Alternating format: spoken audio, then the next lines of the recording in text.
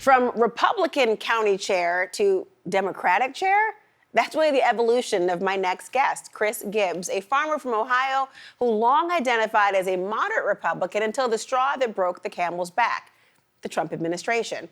In a New York Times profile, Gibbs says, quote, "In today's Republican Party, you either speak with a Trump voice or you're vaporized." Joining me now, chairman of the now Democratic Party in Shelby County, Chris Gibbs. Chris, thank you for joining me. I'm really fascinated by your evolution or your conversion, whatever is the appropriate word to describe what we have just said. And that is the idea of how you have gone from one party to the next and the straw that broke the camel's back for you. Walk me through your political conversion. Was the Trumpification, so to speak, of the Republican Party that straw? Well, thanks, Laura, for having me, and thanks for helping tell the story. I spent 20 years within the Republican administration in Shelby County, much of that as chair, I think 7 years as chair. And in 2014, I stepped down as chair voluntarily because I was starting to feel that Tea Party movement that eventually moved into what we now know as the MAGA movement.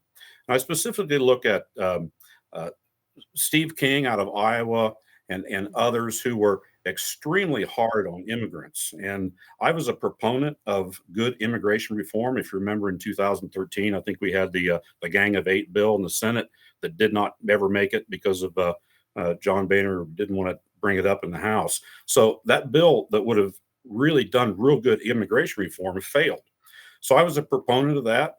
I stepped down as chair at that time, stayed on in leadership, and got up to the 2016 election and begrudgingly voted for Donald Trump. And because I thought, you know what, there's nothing he can do that our institutions and our Congress couldn't fix. Well, Laura, what's the punchline? Boy, was I wrong. Now, our institutions, of course, they're holding a little rough on the judicial system, I'd say. But I never considered that Congress would fold like a cheap lawn chair. So they just folded. And what I found out about the Republican Party right then, that I had given 20 years of my most important possession beyond family, and that was my name, is that the ideals of diplomacy, statesmanship, personal responsibility, compassion for other people wasn't only a lie, it was a damn lie. And so I left the Republican Party actually over trade. We can talk about that later. Trump's tariffs in 2019, 18, and 19. Became an independent for a while, and then found the Democratic Party and found where I needed to be. I'm really fascinated by that process, particularly even becoming an independent in the interim and then becoming a Democrat and in a leadership position, no less. And the way you've described it, it didn't come at, a zero cost to you. It came at a cost. You lost dear friends, your job on the Board of Elections. When you reflect 6 years later now, do you have any regrets? No, I don't. Because now I'm part of a party that looks for solutions for people, that provides solutions for people, and doesn't look for retribution and revenge against individuals. And that's why I'm part of the Democratic Party. So I don't have any regrets. On the losing the friends from the Republican Party, what I found out there is that those were simply friends of proximity, just they wanted to be in proximity of leadership. So that's the bad news. The good news, I saved a whole hell of a lot of money on Christmas cards. So no problem. I still can't find the time to get them out. My kids have grown, and I'm still sending out the old pictures. So good for you on that, Chris Gibbs. Let me ask you, though, finally, when you look at registered Republicans outnumber Democrats more than, I think, 8-1 in your county. And I can't help but think your frustrations over tariffs, your frustrations about retribution as a priority, as opposed to perhaps policy stances that could move a needle for your concerns. I wonder if you're alone in thinking and feeling those frustrations, even if your, decision has been public. Are there more Chris Gibbs, you think, in your county?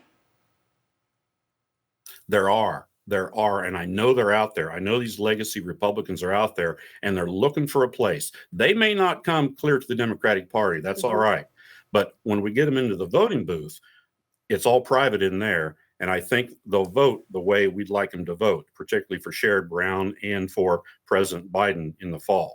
So what we're doing is try to get people out from hiding. You know, in Shelby County, the Democrats are in hiding. In these red rural counties, they're literally in hiding. And I hear these stories every single week about folks that are scared to put out a sign because they've got neighbors that are either legacy Republicans or some MAGA Republicans for sure.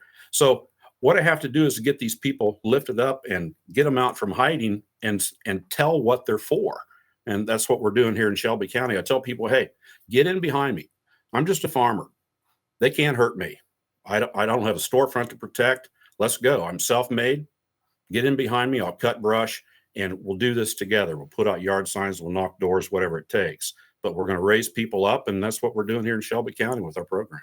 Pounding the pavement is really, in so many ways, the essence of democracy. I have such a visual image of you cutting that brush and making the path better for those ahead. But it's a sad testament that bravery is required in order to just speak one's mind in a democracy like you have. Chris Gibbs, thank you so much for joining.